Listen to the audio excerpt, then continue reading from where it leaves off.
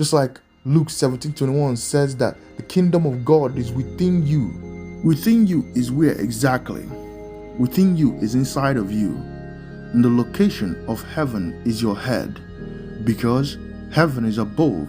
Therefore, the sky, where the kingdom of God is located, is within your head.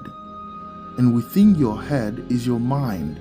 And within your mind is your penile intelligence gland, which is known as Osara in Alpha Igbo. And when you go within, you will start to demystify the mysteries of the Almighty, because His kingdom is within you.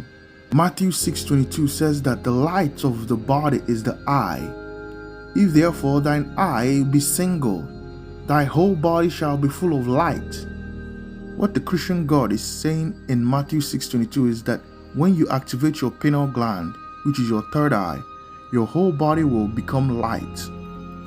The single eye is the penile intelligence gland. Single is ofu, ose ofu, anya ofu, one eye.